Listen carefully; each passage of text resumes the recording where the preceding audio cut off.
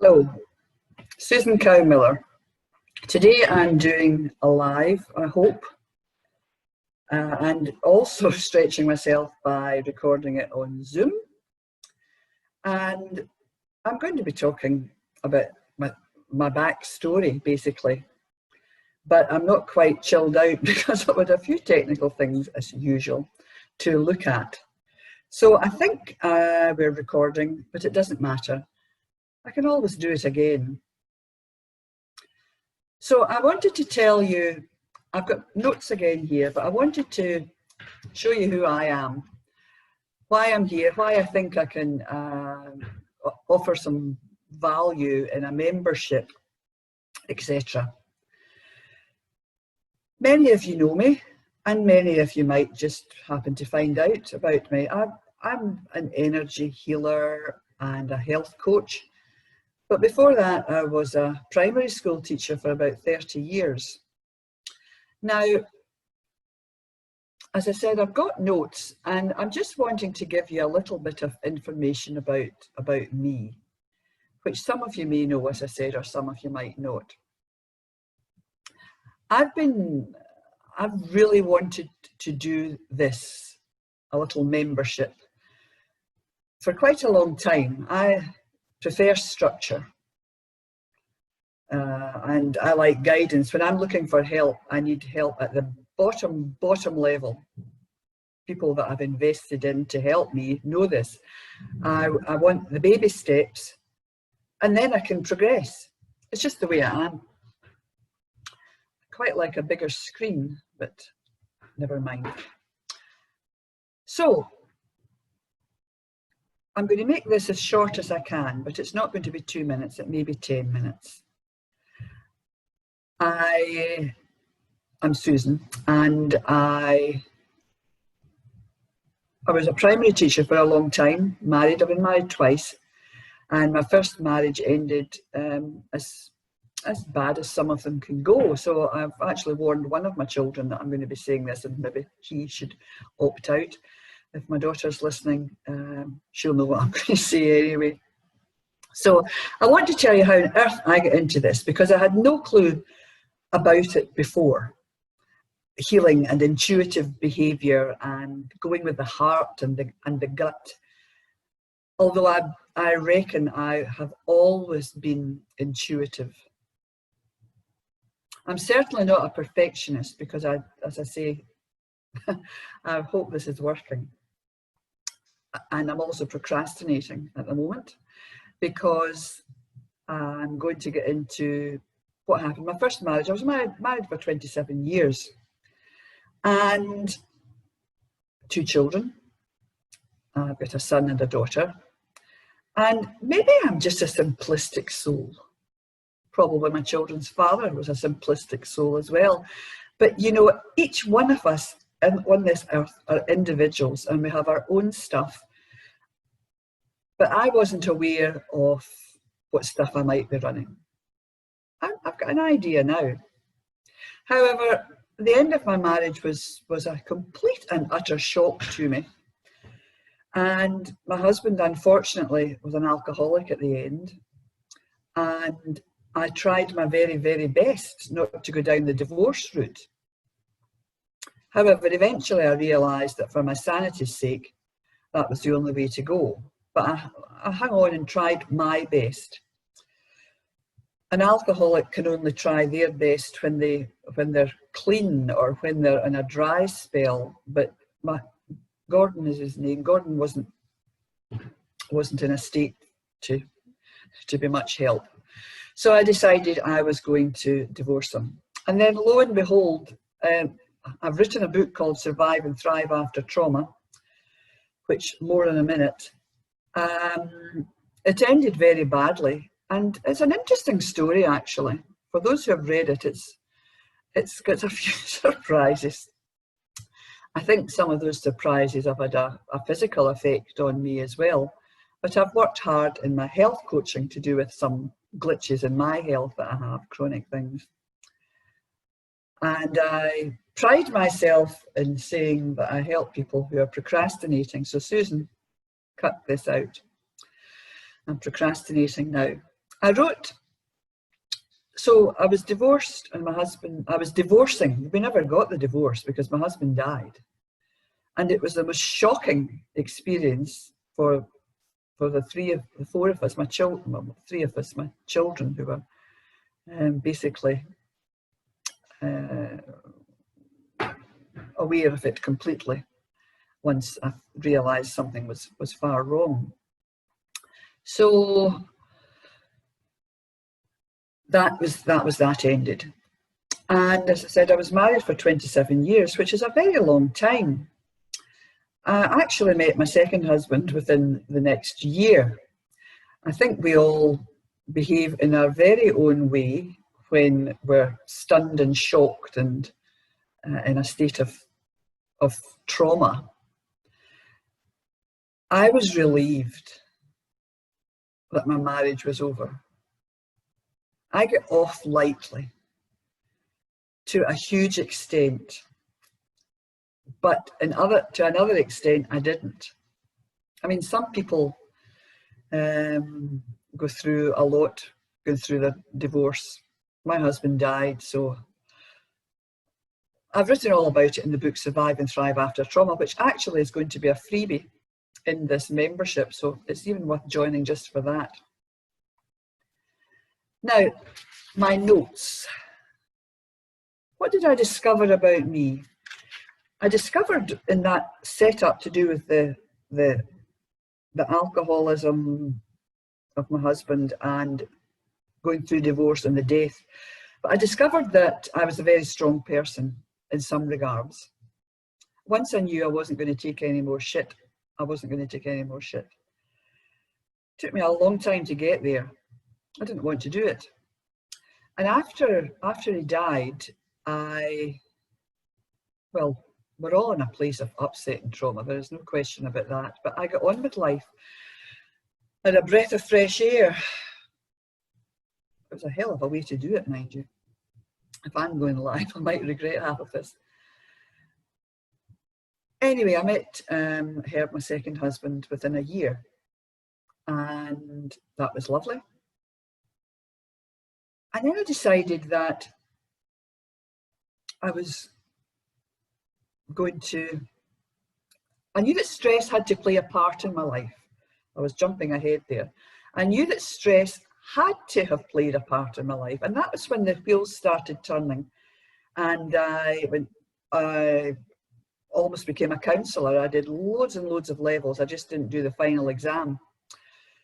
And to be honest, I'm very pleased that I changed track, and someone told me about EFT tapping and the world of energy, and that just hit home straight away. So I did my EFT learning, which went into matrix re-imprinting learning, a step ahead, further beyond EFT. Wonderful stuff. And I help clients. I say that I help clients with stress, anxiety, and emotional trauma. I also realised within that time that stress has to play a part on the body. It was just a fundamental understanding, which led me to meta healing and then lifestyle prescriptions health coaching, where I work with helping people with the body-mind connection, the organ-mind-brain connection, where the presenting illness or the presenting physical symptom, physical pain, can be helped, reduced, cleared when we go into our emotional stuff. But I'm doing more about that tomorrow. So I became an emotional healing practitioner, a health coach, a lifestyle prescriptions health coach. And I'm jumping back now to 2012. I had a fundamental understanding. I love these fundamental understandings. I had a fundamental understanding that I wasn't practicing what I was preaching. And I discovered this when I was writing my book. I thought, I have to write this book.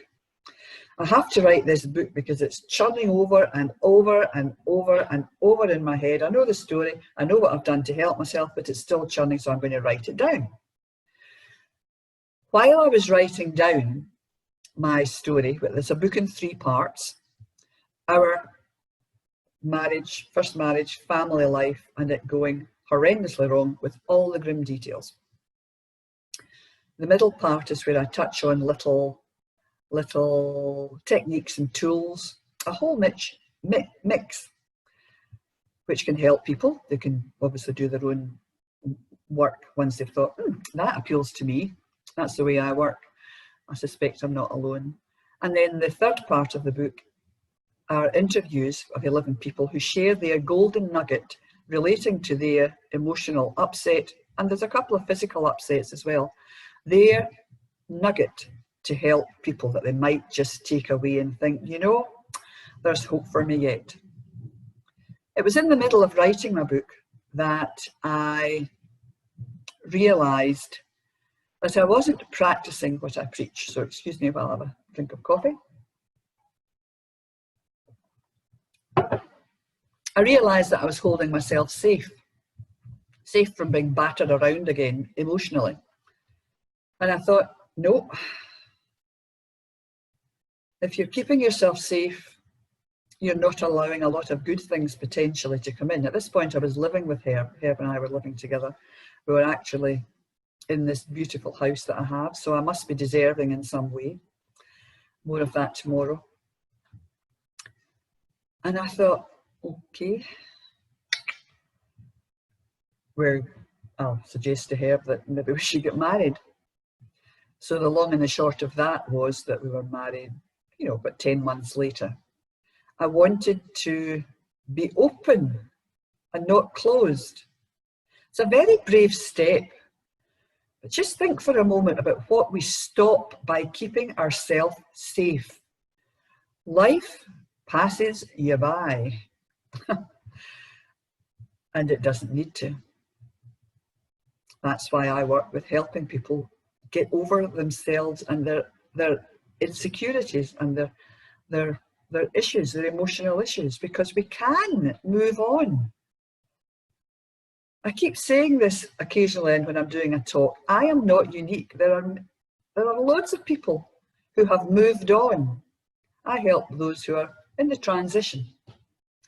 So I wrote the book Survive and Thrive After Trauma.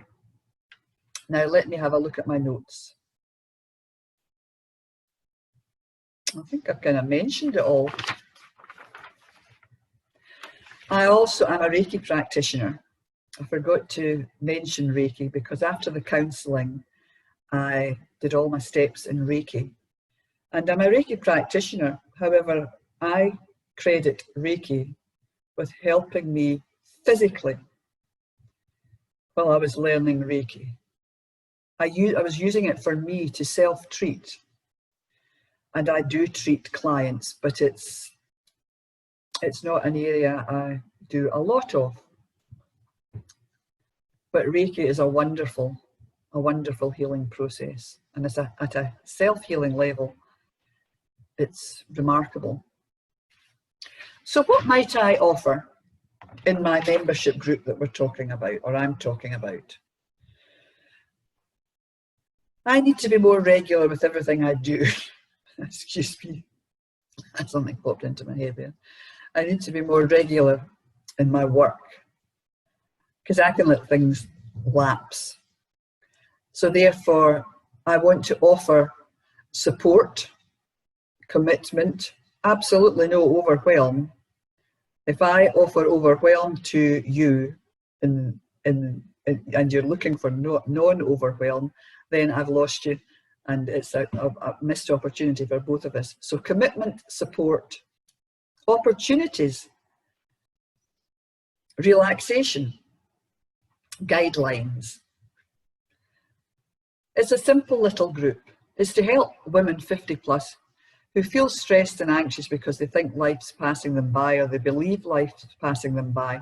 And I haven't niched because there are some women out there, you may be listening, who are over 50, who know that they could do with just being more regular in their work to lower stress and anxiety. And when we lower the stresses and anxieties, good things can come in. I think I'm finished. That's who I am.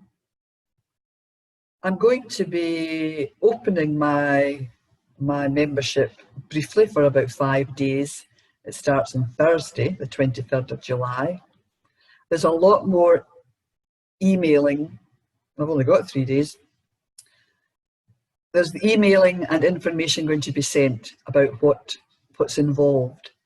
If this has been of interest and you catch me doing some more lives or you receive an email from me, do have a look.